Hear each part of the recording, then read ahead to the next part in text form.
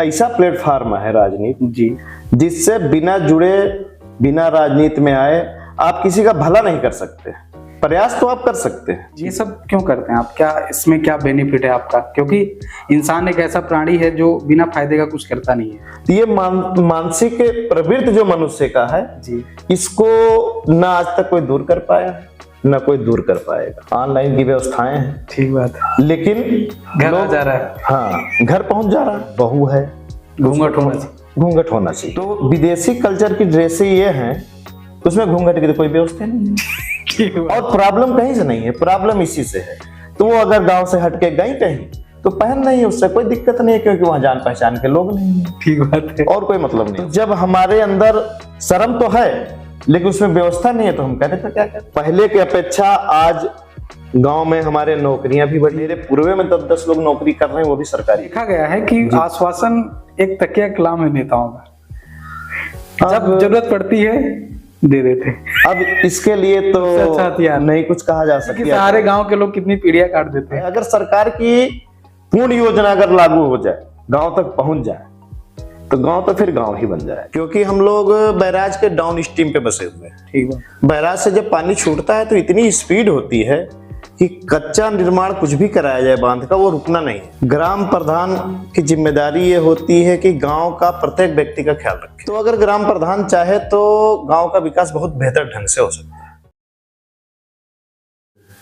नमस्कार, जय हिंद दोस्तों, मैं लकी मौर्य और आप देखना शुरू कर चुके हैं आगाज न्यूज। हमारी यात्रा लगातार जारी है। लगातार हम ग्राउंड जीरो पर जा रहे हैं और ग्राउंड जीरो की स्थिति कैसी है, वहाँ का विकास कैसा है, वहाँ की मानसिकता कैसी है और क्या ग्राउंड जीरो उतना डेवलप है जितना कि हम सुनते हैं, इन सारे विषयों पे हम आपको दिखाने का प्रयास करते हैं। उसी दौरान हमारी यात्रा एक और गांव में आ पहुंची है।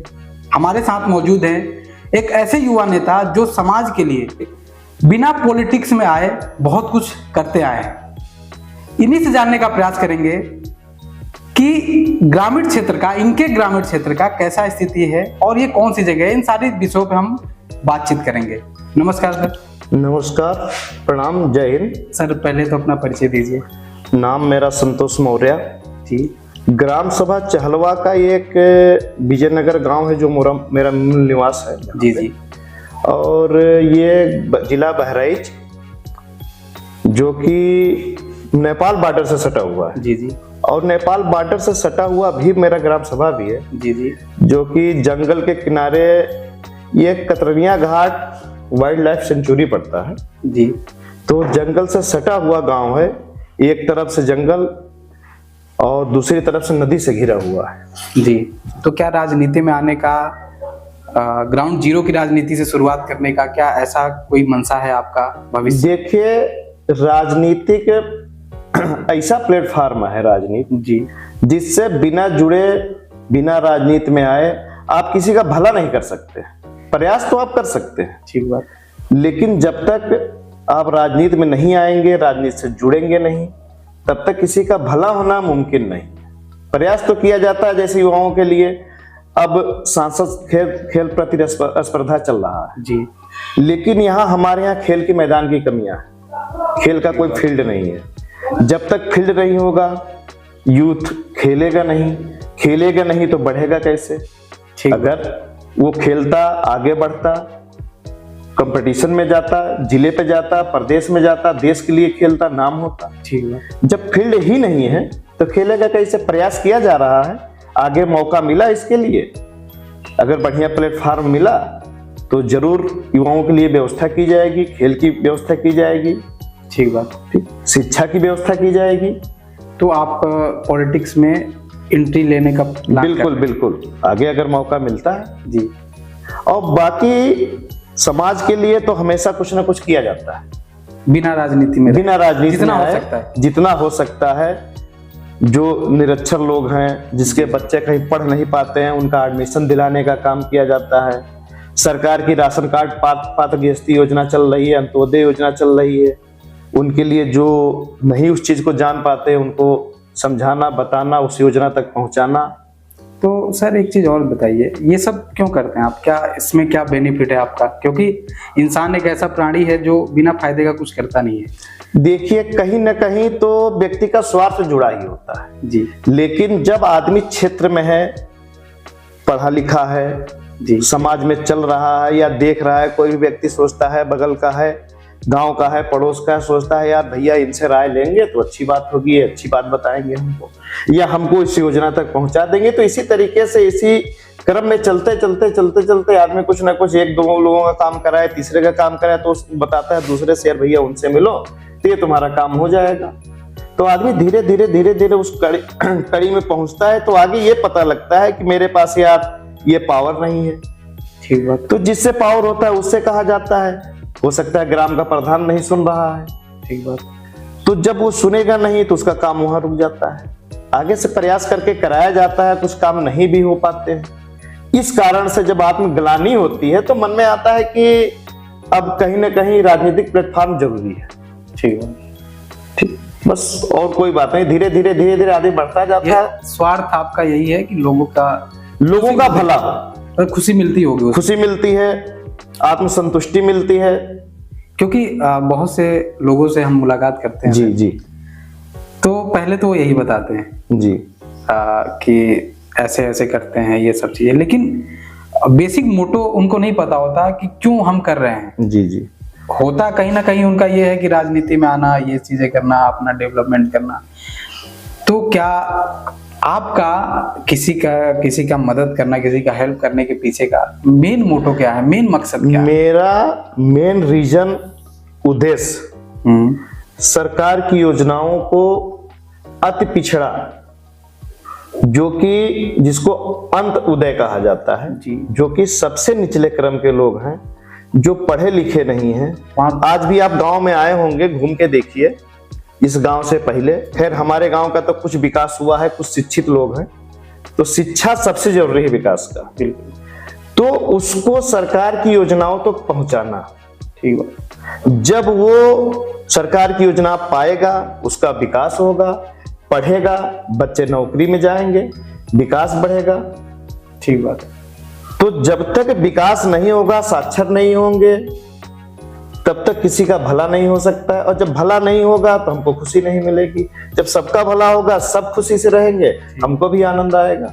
नहीं, एक चीज और भी है ना, गांव की बहुत से कवियों ने एक बात कही है कि गांव में बड़ी कठिनाई होती है आगे बढ़ने में, है ना, कि गांव का जो मानसिकता होती है वो एक सिकुड़न वाली मानसिकता है कि बहुत ज्यादा कोई पड़ोसी का घर बन रहा है, पड़ोसी की नौकरी लग रही है, तो सबसे ज्यादा पड़ोसी को प्रॉब्लम होती है। क्या आपके ग्रामीण क्षेत्र का भी ऐसा ही हाल है या? देखिए, ये तो आमतौर पे एक मानसिक विकृतियां हैं लोगों के अंदर, और मनुष्य में ऑटोमेटिक पैदा हो जाता है। लेकिन गांव में ऐसा आपके गांव में है क्या? नहीं, गांव में ऐसा कुछ है नहीं, लेकिन कुछ न कुछ कहीं न कहीं भावनाएं तो हर जगह रहती है। कोई प्रकट कर देता है, ठीक बात, कोई उसको प्रकट नहीं करता है। तो ये मानसिक प्रवृत्ति जो मनुष्य का है जी, इसको ना आज तक कोई दूर कर पाया है, ना कोई दूर कर पाएगा। ठीक बात। ये चीजें क्या अभी भी पुरानी मानसिकता जो थी, जो ग्राम पंच होते थे, गांव में कोई भी प्रॉब्लम हो मिलकर सॉल्व कर लिया करते थे? बिल्कुल बिल्कुल।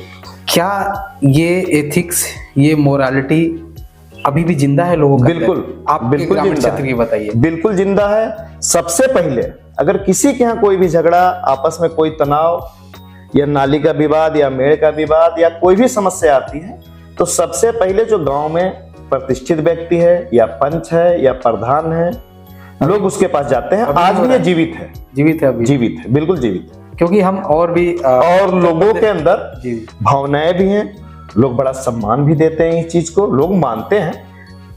एक आध अदा कदा चलता रहता है कि हो सकता है किसी की मानसिकता न मिलती हो, वो अलग चीजें हैं, लेकिन 99% लोग इस चीज पे अभी जाते हैं, लोग मानते भी। क्या ग्रामीण क्षेत्र में विदेशी कल्चर, जो जिसको अगर आप किसी भी वे में लीजिए, विदेशी कल्चर कितने किस रूप में हावी है? क्या गांव में हावी है, हो रहा है, इन्फ्लुएंस है कि नहीं है? बिल्कुल, इस बात को नकारा नहीं जा सकता है। है, बिल्कुल है। आधुनिकता है, मोबाइल का जमाना है, इंडिया ही सेट है। लोग अगर पढ़ लिख के आगे बढ़ रहे हैं तो कुछ ना कुछ विदेशी कल्चर हावी भी हो रहा है और इस चीज से फायदा है नुकसान है सर? दोनों है। कहीं फायदा है तो कहीं नुकसान है। जैसे जिस चीज को आप मोबाइल का ही ले लीजिए, जिस चीज पे आप जाएंगे उससे अगर फायदा लेना चाहेंगे तो आपको फायदा मिलेगा। सर मैं फोन और सोशल मीडिया की नहीं बात कर रहा, विदेशी कल्चर जैसे ड्रेसिंग सेंस हो गया, मैं समझ रहा हूँ, और एजुकेशन हो गया, वो जो हमारा कल्चर है पूरे विश्व में, हमारा भारत सिर्फ कल्चर के लिए जाना जाता है। बिल्कुल बिल्कुल। और ये कल्चर जैसे इमोशनल अटैचमेंट खत्म होना, बाप बेटे को ना पहचानना, है ना, और वो ये सब चीजें क्या अभी जिंदा है? बुजुर्गों का बात मानना। बिल्कुल बिल्कुल अभी जिंदा है। गांव में जो भी हमारे इर्द गिर्द है जी, अभी ये चीजें हैं। आपस में सबका इज्जत करना, प्रेम भाव बना है सबका, सारे लोग बाप बेटों का इज्जत करते हैं। अब इस चीज में अभी विदेशी कल्चर हावी नहीं है। ड्रेसिंग में कहीं ना कहीं थोड़ा बहुत आ रहा है, ऑनलाइन की व्यवस्थाएं हैं, ठीक बात है, लेकिन घर आ जा रहा है। हाँ, घर पहुंच जा रहा है, लेकिन लोग अभी भी उस चीज को गांव में इज्जत देते हैं कि यार गांव है, यहाँ पहनने योग्य नहीं है, कहीं बाहर चलेंगे तो पहनेंगे। उस चीज से अभी गांव बचा हुआ है। तो क्या इससे प्रभाव पड़ता है क्या सर समाज में? अगर ड्रेसिंग सेंस की जैसे बात करें, जैसे महिला है, हमारी बेटियां हैं, बहुएं हैं, या कोई भी ऐसा महिलाओं को लेकर, क्योंकि सवाल इसी पे खड़ा होता है ना सर कि महिलाएं ड्रेस पहन रही हैं तो प्रॉब्लम है। क्या आप इस बात को कितना मानते हैं कि क्या इससे समाज में प्रभाव पड़ता है क्या? नहीं, देखिए, गांव और शहर, गांव गांव कहा जाता है, शहर शहर है। ठीक बात। गांव में अभी भी ये प्रथा चली आ रही है कि यार बहू है, घूंघट होना चाहिए, या उसको शर्म हया होनी चाहिए, बड़ों को देख करके लिहाज करे। तो विदेशी कल्चर की ड्रेसें ये हैं, उसमें घूंघट की तो कोई व्यवस्था नहीं है। ठीक बात है। और प्रॉब्लम कहीं से नहीं है, प्रॉब्लम इसी से है। तो वो अगर गांव से हटके गई कहीं तो पहन नहीं है, उससे कोई दिक्कत नहीं है, क्योंकि वहां जान पहचान के लोग नहीं है। ठीक बात है। और कोई मतलब नहीं उसका, वहां कोई फर्क नहीं है, कुछ पहनो, कुछ भी, उससे कुछ मतलब नहीं है। लेकिन गांव में जब हम इस चीज का लिहाज करते हैं, यार हमसे बड़े हैं, उनका अदब करना है, तो उसमें तो यार दुपट्टा है ही नहीं, जेठ से शर्माना भी है। तो जब हमारे अंदर शर्म तो है लेकिन उसमें व्यवस्था नहीं है, तो हम कह रहे तो क्या करें। इस वजह से इस चीजों पर प्रभाव पड़ता है।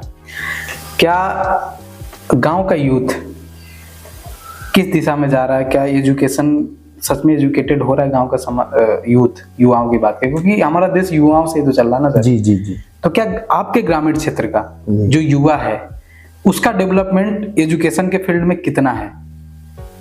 बिल्कुल बिल्कुल बड़ा है। युवा एजुकेशन की तरफ जा रहा है, मेहनत कर रहा है।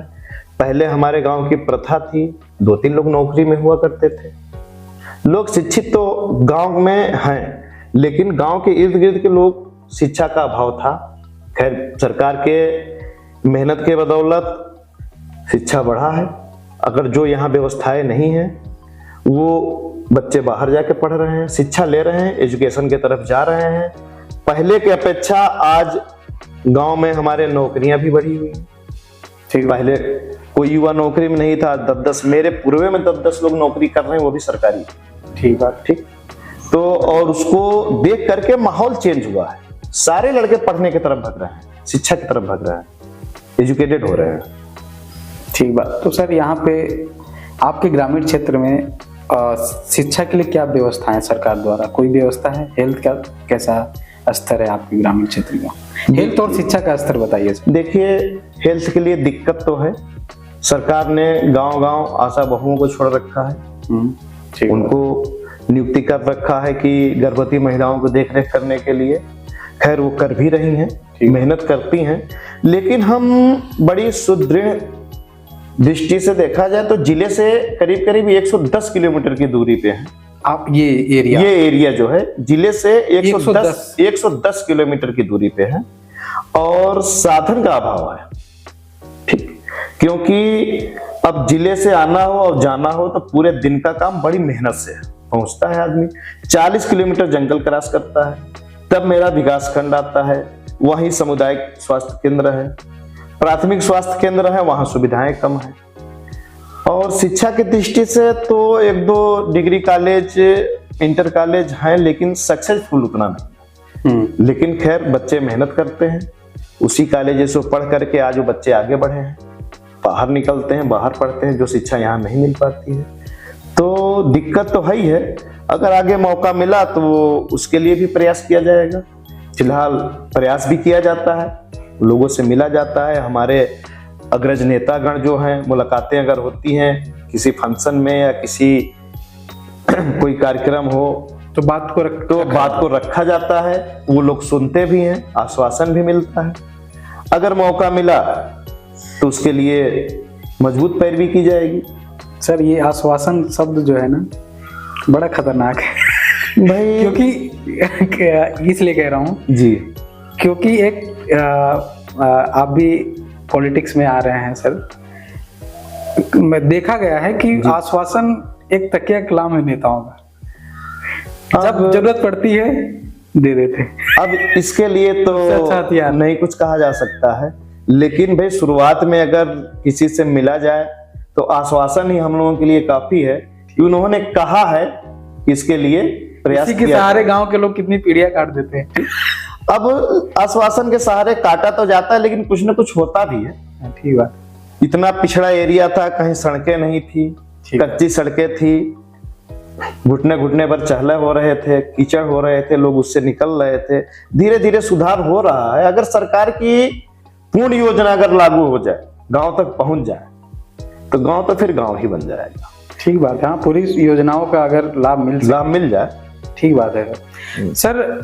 चलिए, तो राजनीति की बात रही, थोड़ा सा हम ये भी जानना चाहेंगे कैसा है आपका लाइफ, क्या, क्योंकि आप युवा हैं, आपकी एज क्या होगी? एज लगभग 40। हाँ, तो जेंट्स तो सच ही बताते हैं, लेडीज उम्र छिपाने की कोई सवाल ही नहीं पैदा होता है। बहुत बड़ी समस्या यहाँ पे है नदी, उस पे अगर आप आगे आते हैं तो उस पे किस तरीके का आप काम करेंगे? देखिए, अभी हमने बताया आपसे कि अभी तक जो भी हो सका है, यहाँ से जिले तक नेताओं को लेकर के राजधानी तक प्रयास किया गया। प्रयास का कुछ सफलता भी मिली। ठीक बात। और आगे अगर आते हैं तो हमारा अभी भी प्रयास है, लोगों से चर्चा भी है, नेताओं से चर्चा है, अधिकारियों से चर्चा है कि इस पे पक्की बांध का निर्माण कराया जाए। ठीक बात। पत्थर लगवा दिया जाएगा तो हमेशा के लिए समस्याएं खत्म हो जाएंगी, क्योंकि हम लोग बैराज के डाउन स्ट्रीम पे बसे हुए हैं। ठीक बात। बैराज से जब पानी छूटता है तो इतनी स्पीड होती है कि कच्चा निर्माण कुछ भी कराया जाए बांध का, वो रुकना नहीं है। ठीक बात। तो हमारे यहाँ जैसे सिलेक्टर पड़ता है, ठीक, सिलेक्टर पे ठोकर बढ़ जाएगा। ठोकर बढ़ने के बाद अगर इधर पक्की जो पत्थर आते हैं, बोल्डर का निर्माण, पत्थर का बांध बन जाए तो कभी भी फिर ये समस्या नहीं आएगी। यहाँ पे इससे पहले भी ग्राम पंचायत चुनाव होते होंगे, प्रधान होंगे, है ना, और भी ग्राम सभाओं में। आखिर में आप कितना मानते हैं कि ग्राम पंचायत का जो मुख्य जो व्यक्ति होता है, जिम्मेदार व्यक्ति, जी, उसके ऊपर कितनी जिम्मेदारियां होती हैं? क्या वो चाहे तो अपने ग्राम सभा का विकास कर सकता है? बिल्कुल कर सकता है, क्योंकि जो भी सरकार से पैसा आता है, ग्राम सभा का विकास करने के लिए पैसा आता है, वो सब ग्राम पंचायत में आता है। ठीक बात। ग्राम प्रधान की जिम्मेदारी ये होती है कि गांव का प्रत्येक व्यक्ति का ख्याल रखे। ठीक बात। हर मोहल्ले का ख्याल रखे, हर क्षेत्र में जो भी रास्ते हैं उसका ख्याल रखे, किसके घर में शौचालय बना, किसके घर में विधवा पेंशन बनना है, किसके घर में वृद्धा पेंशन बनना है, कितना युवा खेल के प्रति कौन आगे जा रहा है उसको आगे बढ़ाना। विकास खंड से तमाम योजनाएं आती हैं खेल के प्रति, खेल का सामान उपलब्ध कराना। तो अगर ग्राम प्रधान चाहे तो गांव का विकास बहुत बेहतर ढंग से हो सकता है। तो सर, क्या रीजन है कि जो ग्राम प्रधान है या इससे पहले रहे उस तरीके से विकास नहीं कर पाए? इसके पीछे आपके हिसाब से क्या रीजन रहा होगा? अब इस विषय पे तो बहुत कुछ नहीं कहा जा सकता, लेकिन अपनी अपनी सोच। ठीक बात। घर से निकलना पड़ता है, मेहनत करना पड़ता है। अगर विकास हमको करना है तो घर बैठे तो हो नहीं सकता, घर से उसके लिए निकलना पड़ेगा। जानकारियां होनी चाहिए, अगर जानकारी नहीं है तो भी हम नहीं कर सकते। अगर जानकारी हो तब तो हम किसी योजना का लाभ किसी को दे पाएंगे। ठीक बात। कहाँ से क्या पैसा आना है, किसको मिलना है, विकलांग के लिए सर्टिफिकेट चाहिए, विकलांग प्रमाण पत्र बनना चाहिए, उसको पेंशन मिलना है। जानकारी नहीं है, कुछ नहीं कर सकते हैं। विधवाओं के लिए वही हाल है, बेवा के लिए जो, ठीक बात। और वृद्धा पेंशन के लिए वही हाल है। तो जब तक हमको जानकारी नहीं होगी, हम यहाँ से निकलेंगे नहीं, विकास खंड तक जाएंगे नहीं, अधिकारियों के टच में नहीं जाएंगे, तो विकास होना संभव नहीं। तो कुल मिला के योग्य नेता होना चाहिए जो इन सब चीजों को समझ सके। जी। तो क्या युवाओं का इस फील्ड में, राजनीति के फील्ड में ग्रामीण स्तर पे कैसा रुझान है? क्या आना चाहते हैं युवा? बिल्कुल, इस समय बिल्कुल कंपटीशन है युवाओं में, लोग आना चाह रहे हैं, करना चाह रहे हैं, लेकिन अब सबकी मानसिकता अलग अलग है। जैसे कहा जाता है अपन भला भला जग माही, तो अभी तक लोगों ने यही किया है। ग्रामीण क्षेत्र है और यहाँ पे मुझे लगता है कि ज़्यादातर जो मेजोरिटी ऑफ पॉपुलेशन है वो किसान है। बिल्कुल। आपके यहाँ के किसानों की स्थिति कैसी है? जाते होंगे आप, देखते होंगे कैसी स्थिति है, क्या डेवलपमेंट हो रहा है किसानों में? देखिए, मिला जुला है। जो जैसे पुराने भूमिधर हैं, ज्यादा खेत है उनके पास, उनकी स्थितियां बहुत अच्छी हैं। ठीक। जिन लोगों के पास बाहर से आके बसे हुए हैं, सीमित खेते हैं, उसी में से बटा हुआ है, लेकिन फसल की पैदावार अच्छी है।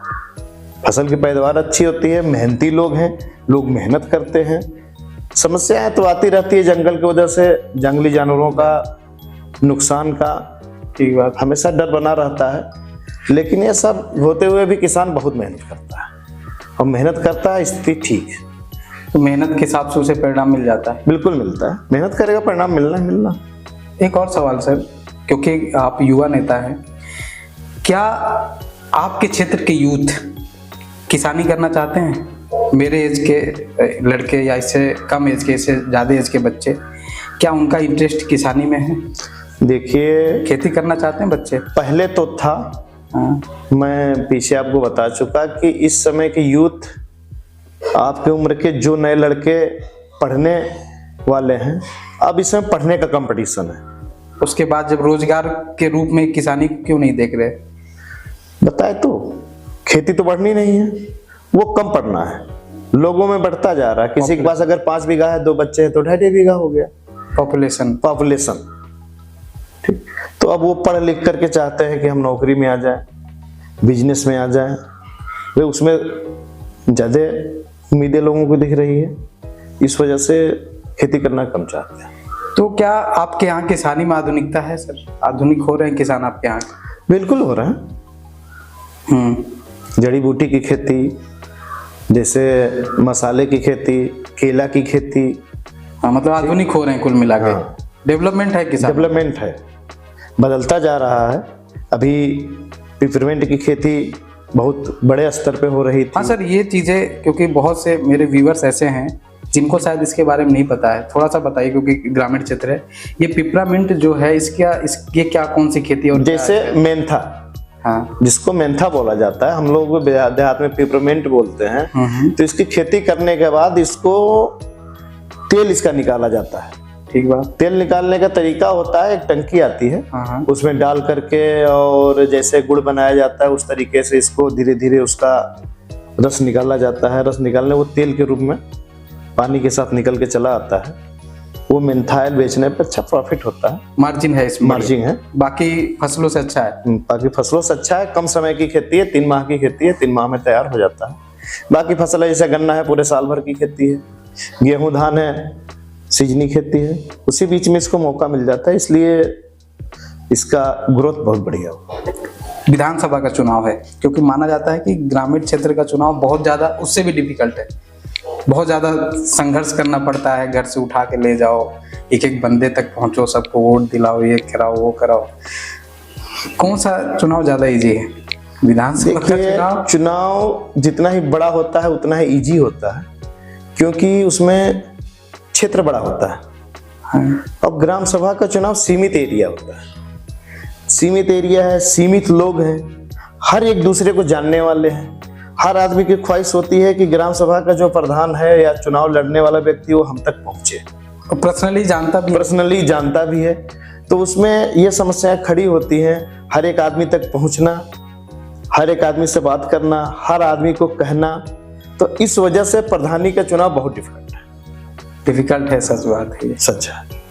कोई दुखी ना हो जाए, है ना, दुखी हो गया तो वो, सर थोड़ा सा बताइए क्या क्या समस्याएं आती है क्योंकि ये बहुत मिथ है लोगों में, क्योंकि बहुत कम ही मैंने ऐसा इंटरव्यू देखा जो इस स्तर की चीजें दिखाया, मतलब थोड़ा जानना चाहता हूँ। उसमें होता ये है कि मान लीजिए कि कभी अगर कुछ भी किसी कारण से 3 पीढ़ी तक ग्राम सभा का चुनाव ऐसा है कि ग्राम सभा का चुनाव लड़ने वाला व्यक्ति 3 पीढ़ी पीछे तक उसको याद दिला दिया जाता है कि आपके बाबा थे तो वो फलाना मेड़ पे जा रहे थे तो उनको वो मना कर दिए थे, इस वजह से हम आपको वोट नहीं देंगे। भाई ये तो समस्या नहीं है, ये तो समस्या पैदा की जाती है।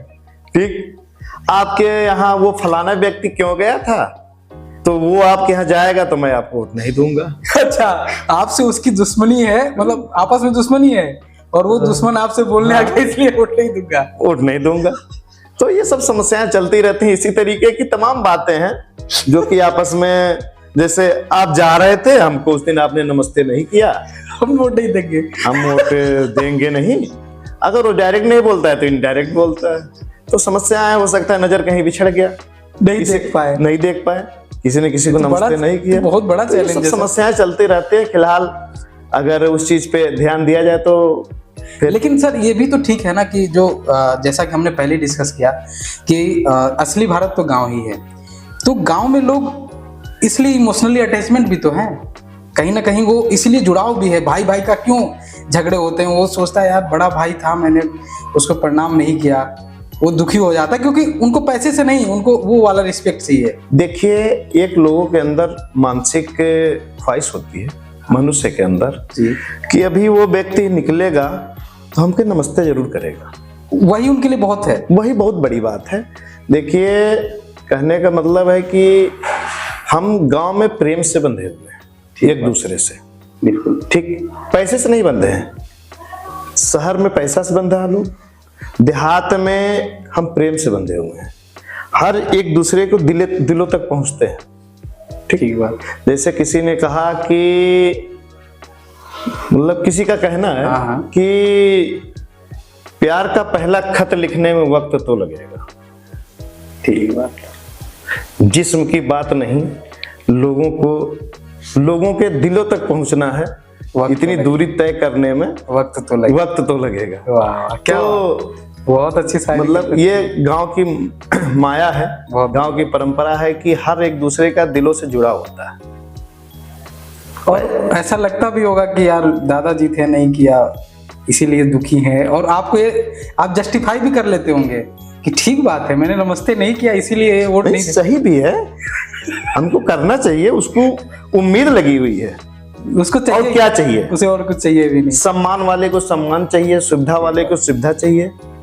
अगर कोई बुजुर्ग है कितनी तो बड़ी उसको पेंशन की व्यवस्था चाहिए, जी, उसको वही चाहिए। कितनी बड़ी बड़ी उम्मीदें होती हैं ग्रामीण क्षेत्र के लोगों की, जैसे क्या कितनी बड़ी उम्मीदें होती होंगी, लास्ट आप बताइए कि क्या कहाँ तक सोच सकते हैं कि इनसे ये चीज हो सकता है। देखिए, बात तो सही है, जैसे हर आदमी किसी की बिटिया की शादी करना है तो उसकी उम्मीद होती है यार हमारी बिटिया की शादी करना है, कुछ मदद मिल जाती है हमको, कुछ व्यवस्थाएं मिल जाती, या उसके पास जगह की कमी है तो इसकी व्यवस्था हो जाती। ठीक बात। जिस तरह की लोगों के अंदर ख्वाहिश होती है, जिस तरह की जरूरत होती है, उसको उसी प्रकार की उम्मीद होती है।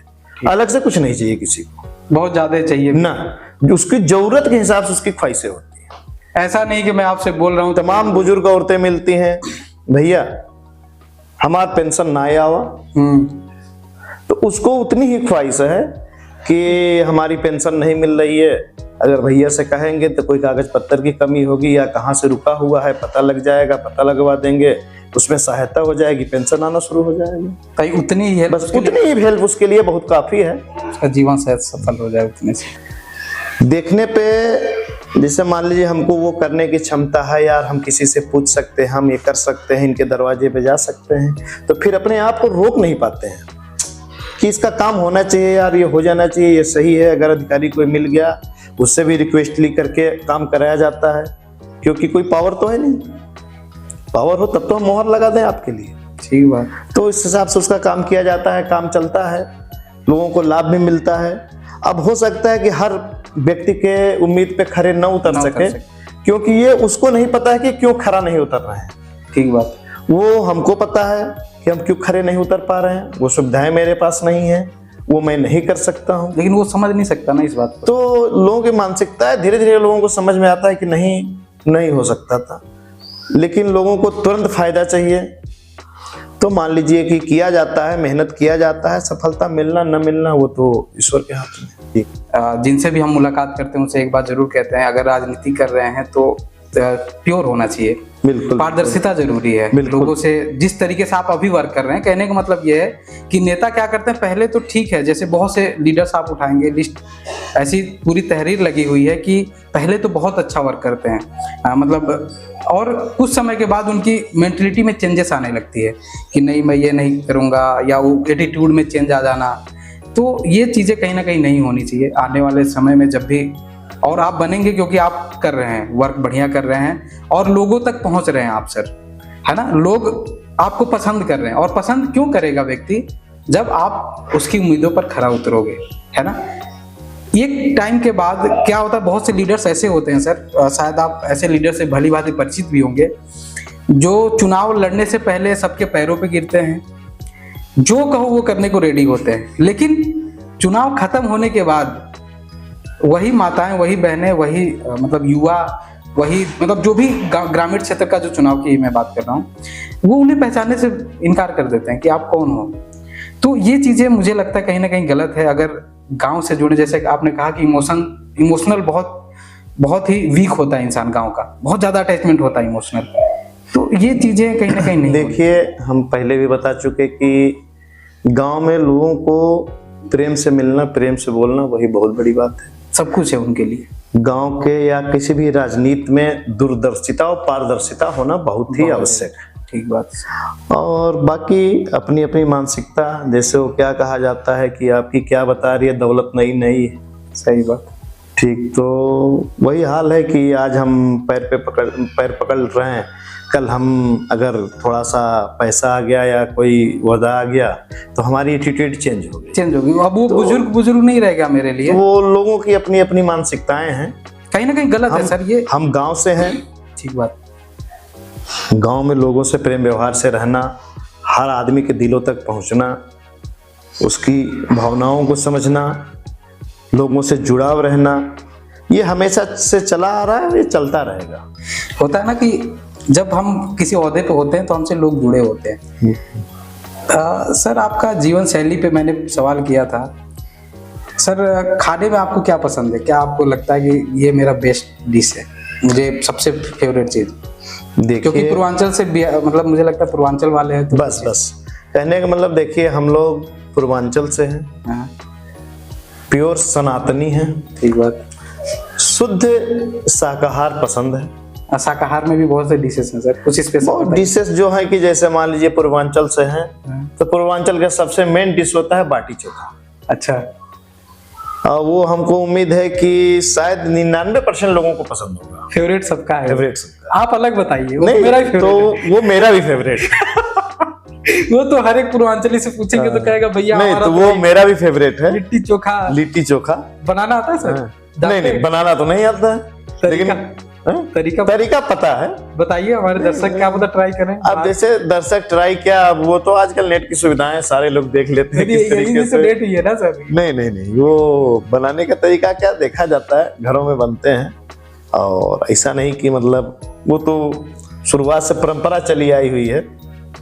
बाटी चोखा का लोगों के लिए नया होगा, हम लोगों के लिए तो परंपरा है।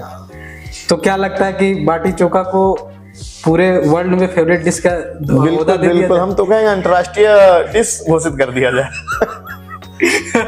हमारे प्रधानमंत्री जी जाते हैं बिहार में, वो भी बाटी चोखा खाते हैं। ठीक बात है सर, बहुत अच्छा लगा आपसे बात करके। तो दोस्तों, आपने देखा हमारे साथ एक युवा नेता जुड़े, बहुत ही पोलाइट, बहुत ही ईमानदार। आप इनके शब्दों से, इनके बातों से आप गेस कर सकते हैं, मतलब समझ सकते हैं कि किस तरीके के व्यक्ति हैं ये। क्योंकि क्या होता है ना कि हम वहीं पे भूल करते हैं जहां पे ज्यादा ध्यान देने की आवश्यकता होती है। सबसे बड़ी चीज क्या होती है कि राजनीति में हमें यह तय करना होता है कि कौन सा नेता कितना ज़्यादा जिम्मेदार है, उसका विजन कितना स्ट्रांग है। जैसा कि सर ने बताया कि पारदर्शिता और दूरदर्शिता, ये दोनों जिसके पास नहीं है वो फिलहाल नेता के लायक तो नहीं है। आप इन सब बातों को जरूर ध्यान दें जब भी वोट डालने जाए, क्योंकि चुनाव का दौर है, अभी आने वाला है ग्राम पंचायत का चुनाव। तो इसमें आपको इस बात का जरूर ध्यान रखना चाहिए कि हमारा नेता कैसा है, उसके बारे में जानने का प्रयास करना चाहिए। और उसके सबसे बड़ी बात कि उसको देखना चाहिए कि वो कितना टैलेंटेड है। पैर छू लेना या दो बातें प्यार से कर लेना, ये विकास करने वाला व्यक्ति हो इसका प्रमाण नहीं है। इसलिए आप ध्यान दें कि क्या उसके अंदर वो योग्यता है भी या नहीं। तो इसी के साथ हम ख़त्म करते हैं इस पॉडकास्ट को। और वीडियो आपको कैसा लगा कमेंट सेक्शन में अपनी राय साझा करें और कमेंट कर ये जरूर बताएं कि क्या हमारे देश में युवा अब राजनीति में अग्रसर हो रहे हैं और ग्रामीण क्षेत्र का विकास कहां से संभव है, किस तरीके से संभव है। आपके राय में अपना राय साझा करें। जय हिंद, नमस्कार। नमस्कार।